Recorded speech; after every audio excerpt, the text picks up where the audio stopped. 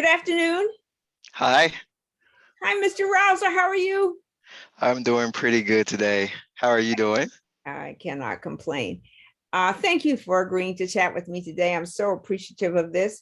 May I ask you to please tell us your name? My name is Kirkland James Rouser. I go by Kirk. I just learned something right there. There you go. There you go. Um, and Kirk, will you please tell us a little bit about yourself? Anything you feel comfortable sharing? All right. I am a senior IT manager at Duke University. Uh, I was born in Mississippi. I Okay. spent my summers in West Palm Beach, Florida when I was younger, and then older in Boston, Massachusetts. So I had a wide variety of experiences and exposure to different parts of America. Interesting. Uh, I'm married and I have 4 kids. Interesting. So first, can we talk a little bit about growing up? So Mississippi, how long did you stay there? So when Well, you spent so your summers in other places, went back to Mississippi? yeah, so like my summers, I would be able to go spend it with one of my aunts who were in Florida or Massachusetts, and then there's some summers where I spent some of it in Mississippi. But What, as a Black person, Mississippi has been always one of those places where we have not such good memories because of all the letter from the Birmingham jail and all of these other kinds of things that happen. I think I'm in the wrong state, but you know what I'm talking about. So all yeah, these connotations we have about Mississippi, is it myth? Is it rumor? Is it fact? I mean it's a mixture of both. Like I can say, like I do remember there was a time where like the KKK was marching through town, and so like it's like, oh wow, that does still happen. But like I mean, there are different parts of Mississippi that are, you know, probably more deeply ingrained in some things than other parts of Mississippi. Um, like I know I had a friend who I grew up with who went to school at Delta State University, and so that was like sort of the deeper part of Mississippi, more impoverished sort of area. And it was just amazing for me when I went to go visit her, and it's like it's not like this even in our part of the state, even in Jackson, which is like now full of crimes and murders all the time now. But like it just was different. Like the way people treated you was totally different in that area than say my part of the state. But it you could see there were some tones, and like it was some times when I would go visit other people and they'd be like, "Did you ever have this happen?" It's like, you know, when I was growing up, I didn't think anything of it. But now, like for instance, the rebel flag. You saw the rebel flag all the time, and it was also the state flag. So it was sort of ingrained in you at a younger age. Like that's no big deal about it until you do the research. And it's like, wait a second, how is this sort of sanctioned to say this is okay? And it's everywhere. And like one of the most popular schools in Mississippi, Ole Miss Rebels, always Right, there. right. It's like had friends like, how how you gonna go to school there? Like it's good education. It's like not an option. So do you go to Mississippi often now as an adult? Have you been back? Do you still have family there? Yeah, I still have extensive family there, and I try to go back at least twice a year. And is it different from what you remember as a child? Uh, it's different because I have a heightened awareness for it now. So now that I have kids of my own, there's things that I would try to make sure to shield my kids from having to be around or see. Uh, there's definitely the ability to see sort of the economic disparities in different parts of Mississippi, especially in the area that I'm in.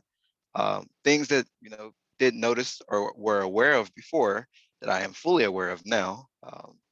I go back to Mississippi often. I enjoy my time, but my wife and I both agree we're not moving Mississippi. We're not staying there. It's not a place we're raising our kids. Amen. And so, as with that insight and all of that knowledge, do you have any recommendations or suggestions on how to improve? So part of it, I guess, is economics, but anything to improve how it's viewed globally and even how it's viewed for individuals, like specifically Black people who want to go there to learn a little bit about the state and things in the culture there. I mean, the unfortunate thing is Mississippi is behind in so many important statistics are and ahead in all the ones you don't want to be ahead. Like they're number one in teen pregnancy. They have one of the highest dropout rates. Right now, it's a COVID hotspot. And like the governor has said that, doesn't see anything wrong with what's going on now. And so you have the governor saying one thing and like the head of one of the hospitals saying something different. And like, how do you reconcile those two? It like if anyone was a friend, they told me they were moving to Mississippi, I would ask them like, why? Have you considered another option? I'm sure there's something better for you. Like I'm a big family person and I would love to be around my family, but the negatives of Mississippi do not outweigh the benefits of being around my family. Absolutely. Well, that's very helpful. So now you've gone also to Florida and you've gone to Massachusetts. Do you draw any parallels between Mississippi and any parallels between Florida and Massachusetts? Uh, I don't really have many parallels for it. I mean, because I was in West Palm Beach, which is very close to Miami, and then in a suburb of Boston. So it's like I went from Mississippi where there was clear divisions of, minority and who's not a minority. And then you go to these other cities where it was like a giant melting pot and you could, for the most part, walk around like a mall or something and don't have people looking at you in a certain way to make you try to make sure that they don't think you're doing something wrong. Like so I'll say my experiences in those two areas was totally different from Mississippi. Is that I didn't really have that much of a concern of being, I guess, racially profiled or being looked at and judged. My guard was down. Yeah. Have you ever been called the N-word? Yes, that's happened many times. That's something that I don't want to say it's taught, but like it has to be because you can't be in middle school in sixth grade and have a disagreement with someone, and the first thing they say is want to call you the N-word. It's like you got that from somewhere, and Right. so And the word has so many. So I have a 22-year-old son, and he and his friends use the word pretty lightly. They use it, randomly, and they think nothing of it. Whereas I grew up in a time when that word was so powerful. And to me, it still is a powerful word. Do you still hold value to the N word, or do you see it more in the rappers and music and things like, you see it less offensive now? I mean it's still offensive. It has no place in my vocabulary, and that's something my mom always said. It was like, you don't say that word, you don't say any connotation of that word. You just because you spell it differently doesn't make it any better. Uh, so in my opinion, it has zero value. People will still use it, whether they're trying to use it in a positive way as they're talking to a friend that's of a similar race to them, or trying to use it in a negative way. But from my viewpoint is don't you let anyone use any power for it. If someone uses it towards me and they're trying to use it in a friendly way, say, I don't prefer you call me that. If someone's trying to use it in a negative way, don't feed it to them. Don't give them the satisfaction of thinking that they got under your skin for that. I wish I was smart enough to know that back in middle school and high school, but there was times where people would use it and the rage would come out and it was just baiting into it. But there would be no rage for it now. Like you won't get that sort of satisfaction from me if you use that word. Absolutely. So where did you when did well let me ask this, when did you leave Mississippi? How old were you when you left Mississippi permanently? Uh, I was, hold on. I left in 2007 when I graduated from college. And so I was 22. 22. And so now as an adult and thinking about all of the choices you made as a young person to the person you are today, has Mississippi impacted you in a way both positively and negatively, or has it been such that that's just where I grew up and I'm my own person now and it has nothing to do with me? No, it's positive, negative. Like I wouldn't be who I am if I didn't have that time in Mississippi. Like uh, knowing that you're in a state that a lot of people don't expect a lot of, it makes sure that you get a chance when you represent that you present yourself in a way that they're like, wait, Mississippi does have some great things in it. So like if people ask me about where I'm from or anything like that, I make sure to let them know, like I'm from Mississippi. Like it's not something I'm gonna hide. I need you to know that I am from there. And just because a situation is not ideal and is not perfect, doesn't mean something great can't come from Absolutely. Absolutely. I feel the same way about South Carolina. it. Okay, so let's say, so now we've done with college and now we're on our way to career. So what was the career you were thinking of when you were in college? My freshman year in college, I thought I was gonna be a computer programmer. Uh, my sophomore year in college, I was like, there's no way I'm gonna sit at a desk and write code every day. That just doesn't seem ideal. Like looking at internships and interviewing other people who were in those jobs, there weren't a lot of people who looked like me. Um, I didn't have a good experience with the department chair for my school at the time, so uh, I didn't necessarily want to continue taking programming classes if I could avoid it. Um, but then something great happened. I met my now wife in college, and she had it set in her mind that she was moving back to North Carolina, and North Carolina and Atlanta were one of the two places I was looking at to leave college career-wise, because if you're in a tech field and you're in college, they say RTP is the place to go to. So it's like, okay, RTP or Atlanta, those are going to be the options. So about my last year, my junior year, like looking at things more in detail, applying for jobs out of state and some positions I had in state in Mississippi, I sort of shifted back to like, I think what I want to do when I graduate from college is go somewhere and do tech support and show that support matters. And so when I graduated from my school, Belhaven College, now Belhaven University, I moved to North Carolina. I applied for a job at Duke. I waited for Duke to tell me they were going to hire me. In the meantime, I took a job as a temp for the law school. And so I was at the law school for about 2 months before OIT hired me at Duke to be at the service desk. Excellent.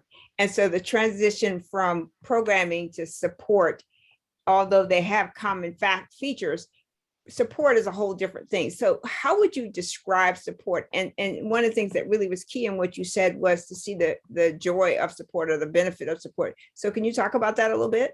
Yeah, so like I'll say the major aspect of support to make sure to always look at is that someone calls you or emails you or asks you for help. And as a support person, you have the ability to either make their day better or make it horrible. And if you take that mindset of, okay, I know I may get 100 calls a day, but that means I have 100 chances to impact someone's life to make them enjoy technology the same way that I enjoy it when I'm outside of work. Uh, and so for me, when I started at Duke, like one of the best things, like, okay, all these people are calling. There's students who may be smarter than me or who may not be smarter than me. There are staff and faculty that are established and well esteemed who are going to need help from me, and I have the responsibility of helping them figure out their support issue, no matter how small or big it is. There's frustrating things with support because you try to tell people to do stuff and they don't want to listen to you and they want to do your own.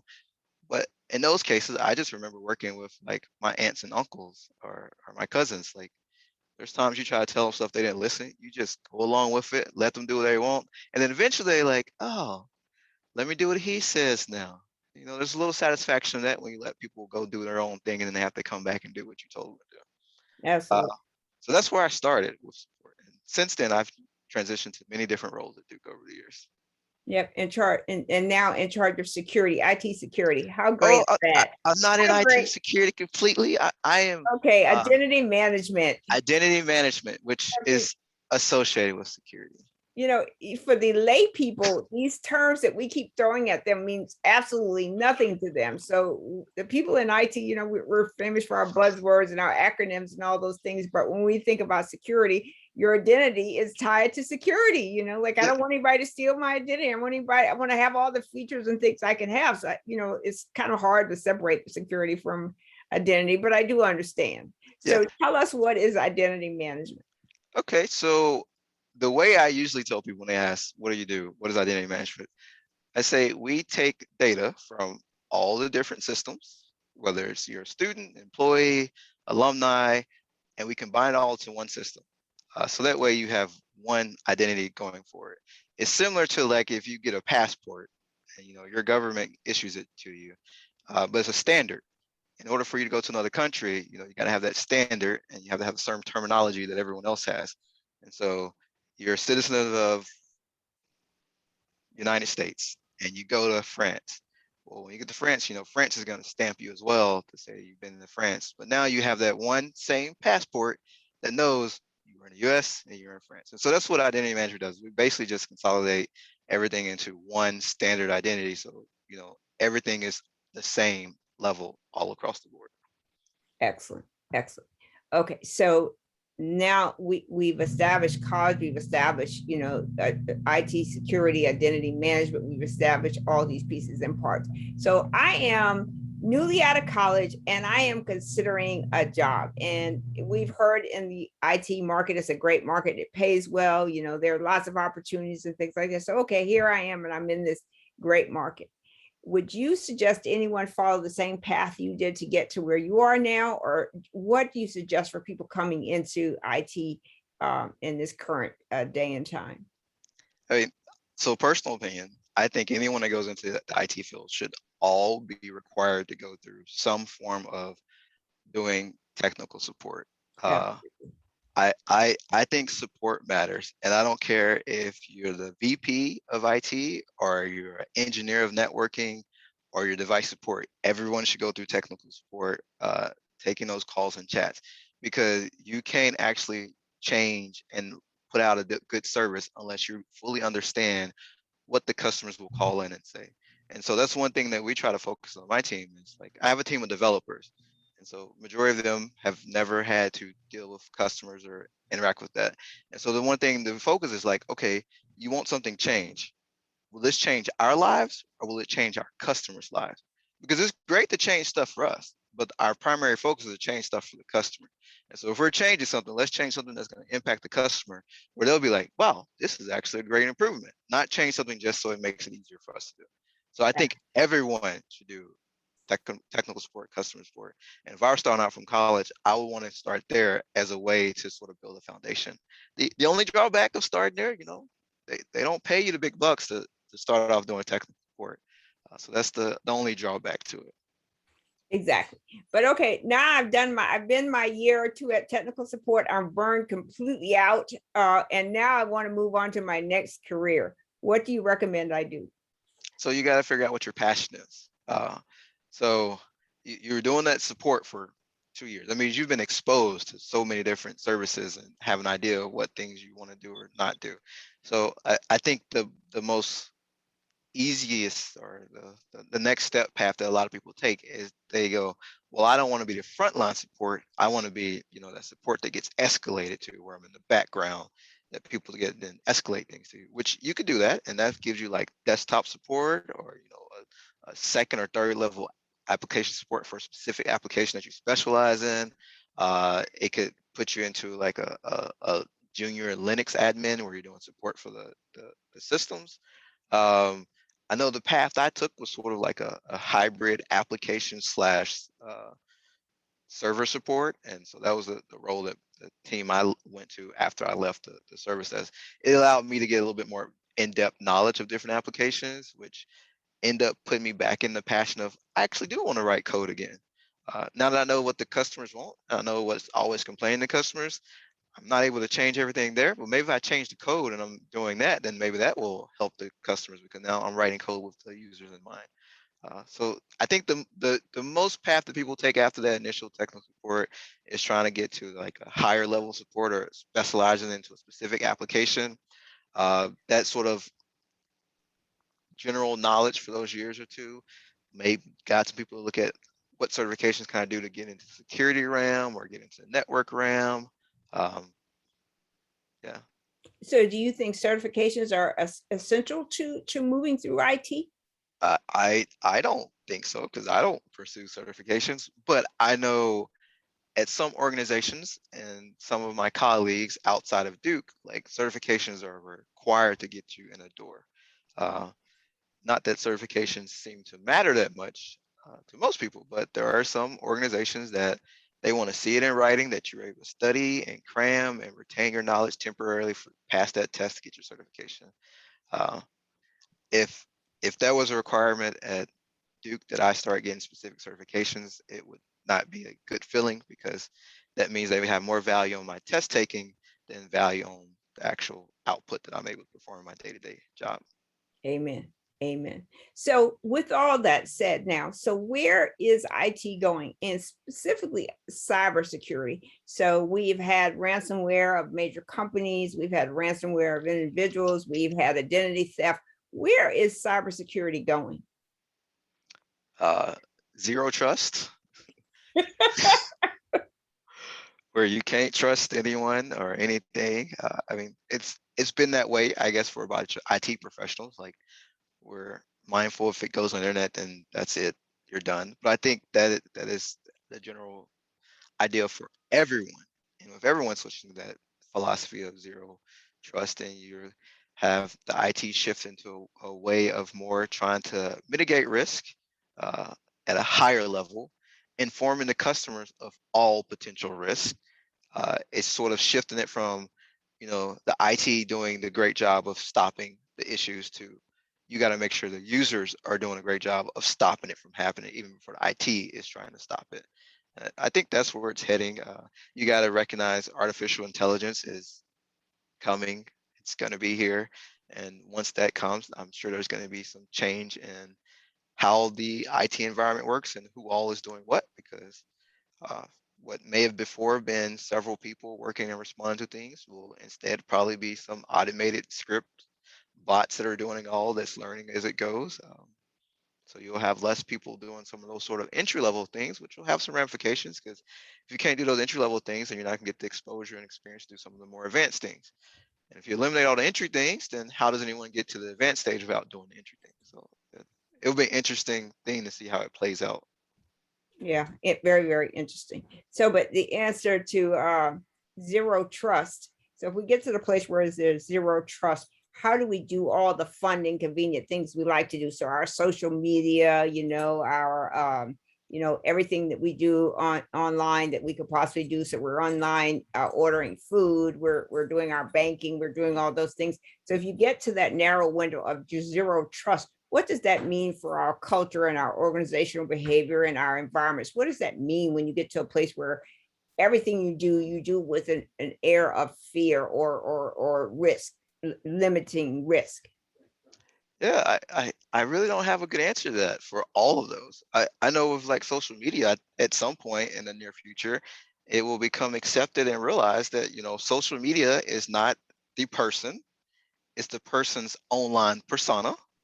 And so that way you're not trusting what you see online to be the actual representation of the person. Instead, you're now accepting that that's just who they're pretending or acting to be online. Um, I mean, you're sort of that way with food now. You look at the online menu on your mobile phone and you look at it, it looks good, you order it. By the time it gets there, it's soggy, it don't look nothing like it, and it's Right. slopped around. And so like I don't really know, but like there's not a lot of trust in what I see on the internet now anyways. But still, so you see so much on online right now. So we are in this dilemma with this pandemic, and to vaccine or not to vaccine, to wear a mask to not wear a mask. And you've got all these things out here, and everybody who thinks they're an expert or something gets online and starts spewing out information about it.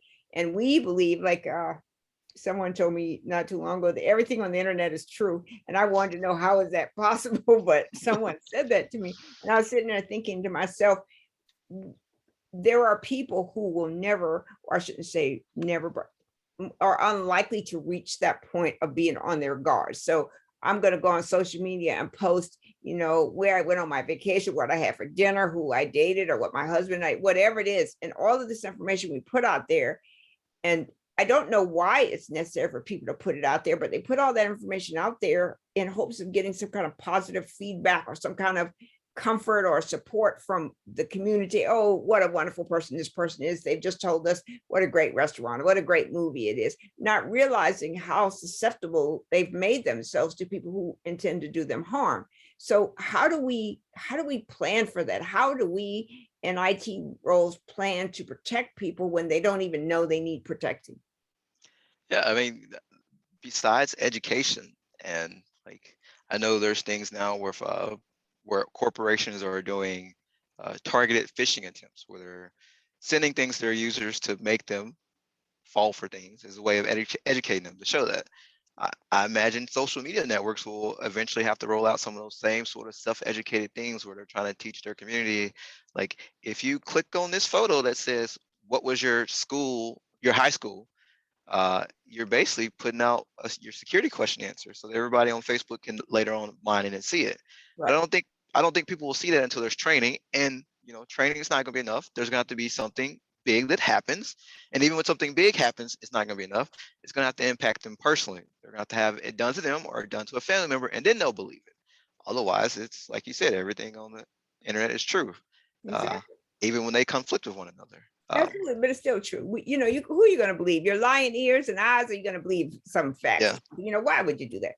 But specifically about this thing about social media and stuff like that. So, in addition, or all digital footprints are leaking a little bit about yourself out there, a little bit. So when the Equifax breach happened, and that was something huge, right? So a good number of us, maybe 3/4 of the population, were affected by this breach.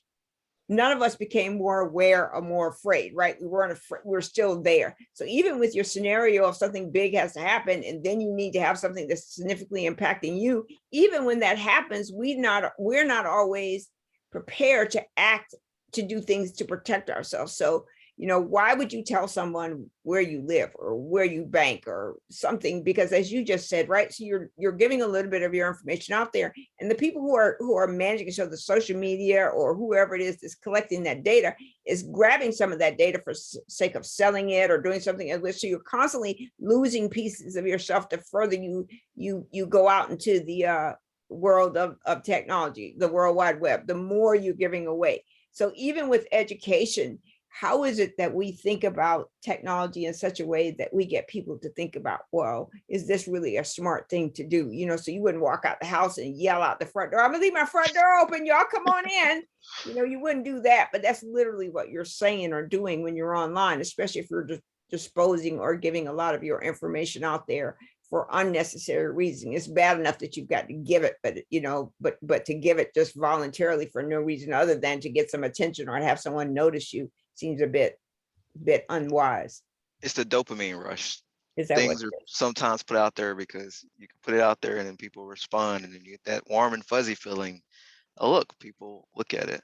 But I don't know, because I don't know how you can educate people to not do it, because you don't have to tell them to not go into the department store and have a private conversation with your doctor talking about what you do or don't have on speakerphone. right? Uh, but people will go on Facebook and post it and Right. say it all. The internet gives a false sense of security. You don't see someone, their physical reaction for when you do something. Right. So that allows you to overshare.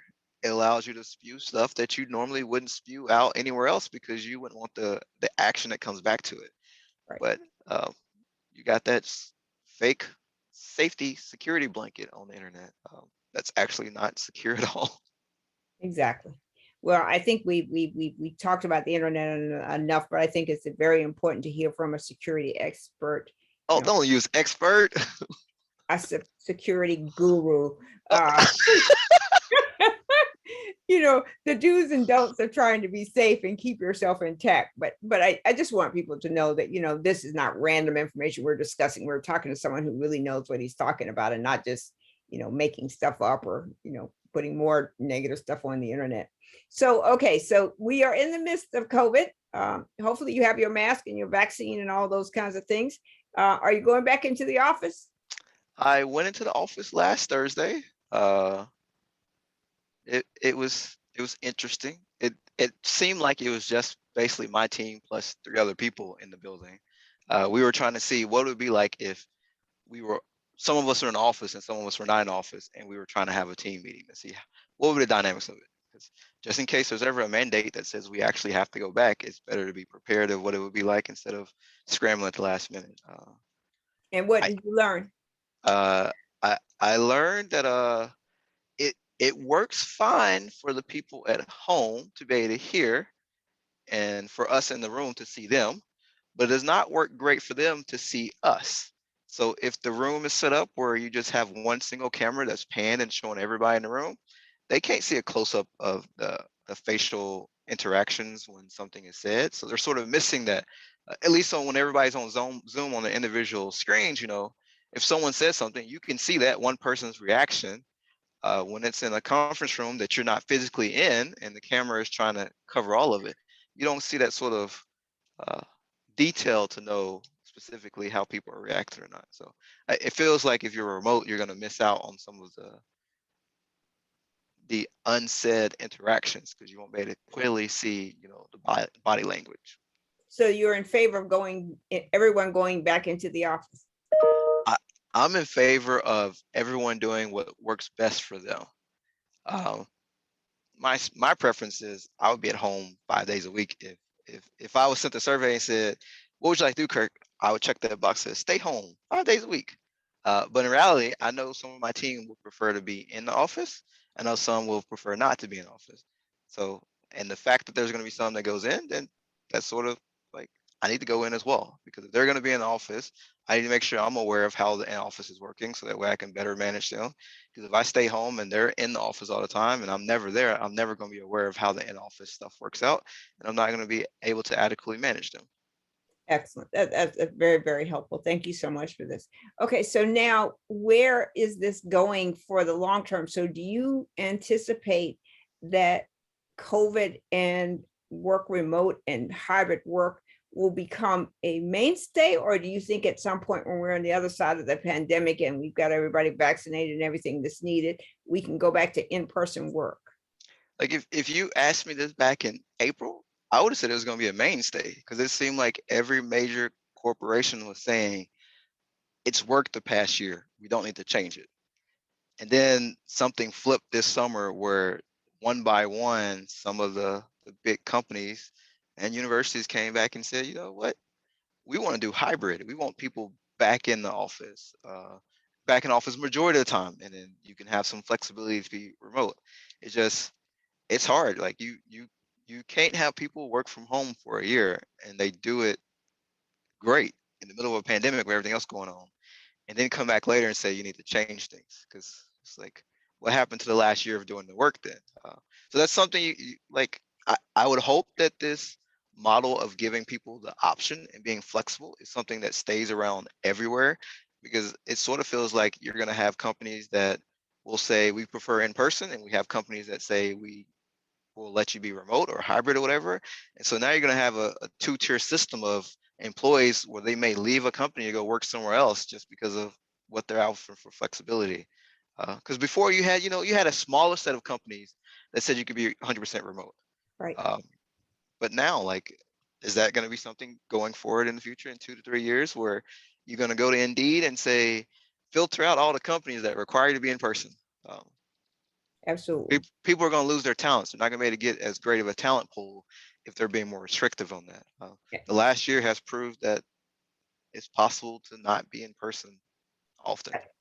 Absolutely. And I think that that's a very key point that you made, because I think what we're seeing and hearing in the wonderful world of the internet is that people are more in favor of working remotely or working in a hybrid format where they have flexibility to come and go. And if you're going to mandate, oh, you got to be in the office 8 to 5 Monday through Friday, then you're going to have an outcome that probably is going to mean you're going to have high turnover over time, because people are not going to be interested in that, especially if they can find places where they can go work remotely.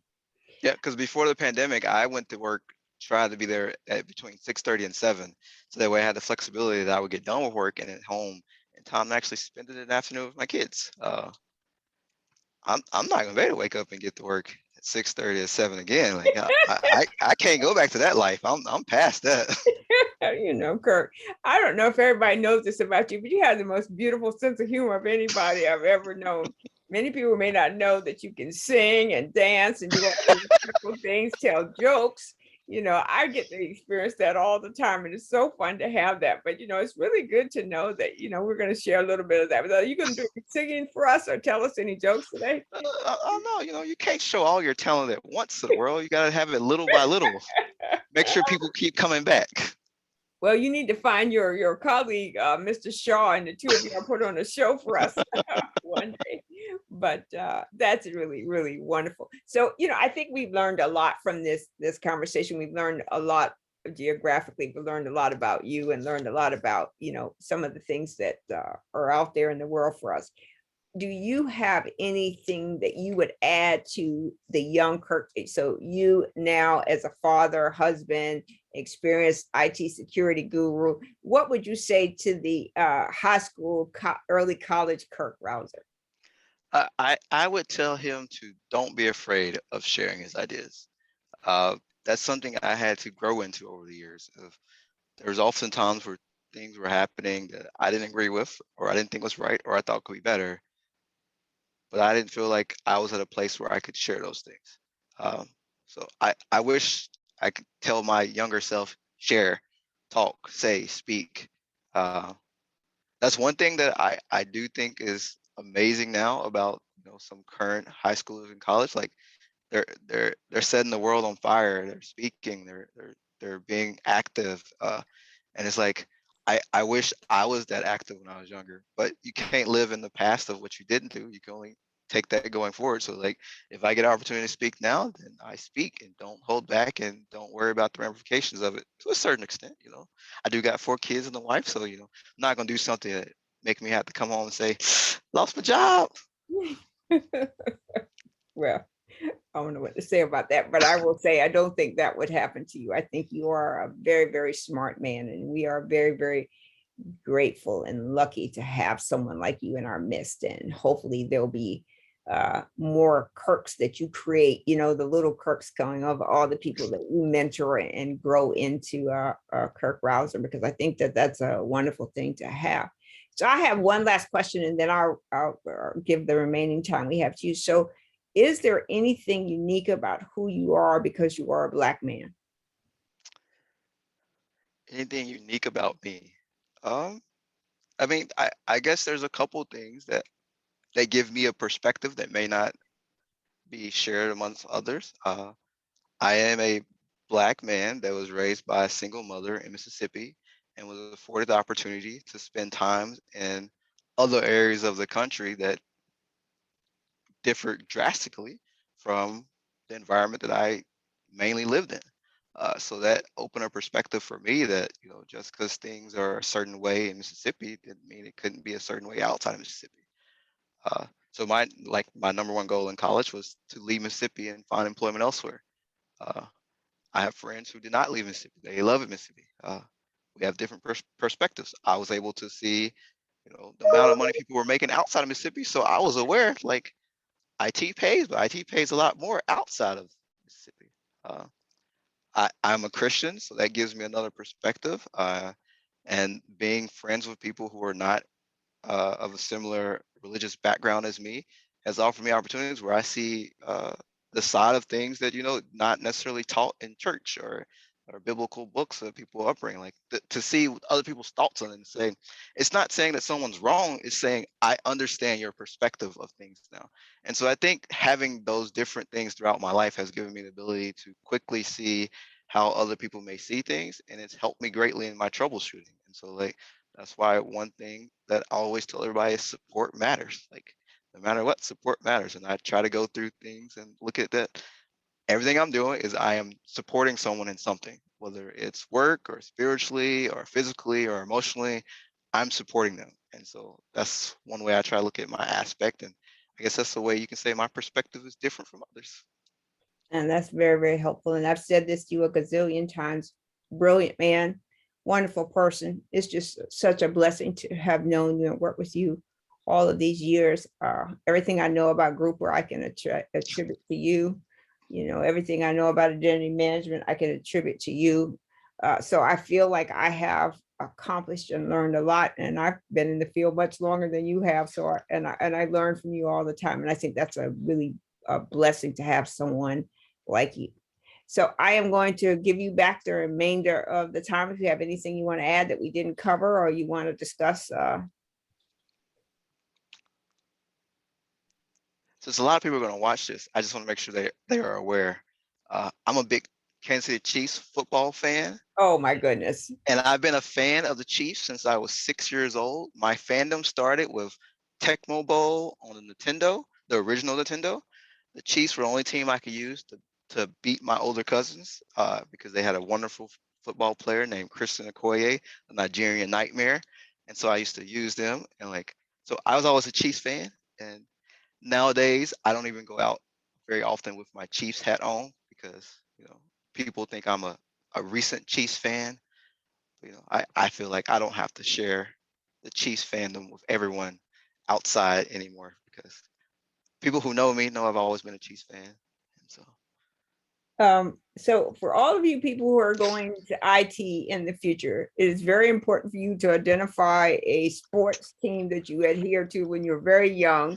Don't wait until you're an adult and become a bandwagoner. So Kirk is suggesting all you IT identity management people become Chiefs fans. I don't know what that means, but Kansas City Chiefs fans. So I would suggest you all get your red and white and orange and whatever color else the Chiefs have and sport that everywhere you go. That's really helpful. yeah, So I know what to get you for Christmas now. You don't have to worry about it. I'm gonna send you a Kansas City Mahomes hat or jersey or something, something like that. I appreciate this time with you, Kirk. Thank you so much for chatting with me. I am going to send you a link once the video converts. Please review it. Let me know if I may upload it. And as you know, in about 10 days, I will not be a Dookie anymore. And I feel some kind of way about that. I don't know it, what it is I feel, but it it's would be kind a of hard. sad day. It would be a sad day. And I'm going to miss all of my colleagues and comrades and people who I bother. But one of the last things I'm going to do, and I'm going to do this on the what's the last what is next Friday? Next Friday is the 27th. I'm going to assign all my tickets to you. I wish I still had ServiceNow access so I could take your access away so you can't. I know that would make your day, and I'm going to encourage all my colleagues to, we're going to have a Kirk day. We're going to sign all our tickets to you. That's okay. If I get a lot of them, I'll just close them all. And then, remember oh now, well. you're a support guy, so you got to support all these people we're sending to you. I am. That's the way to make sure they respond back. Whoever respond back and say, "Well, I just got closed," they get the top of the line support at that point. Thank you so much, Kirk. Thank you so much. And I am going to miss you. No matter where I go, I'm going to call you with my problems. So I'm going to call, Kirk, how do I fix this? What is the answer to this? So just so you know, thank you so All right, much. that's perfectly fine. Answering questions is the way to keep growing my education. Absolutely, especially questions that you've already answered 85 times. Thank you, Kirk. I appreciate this very much. Look for a link to the video to come soon. I'm going to end the chat for a second. Don't hang up yet. So let me Okay. stop recording.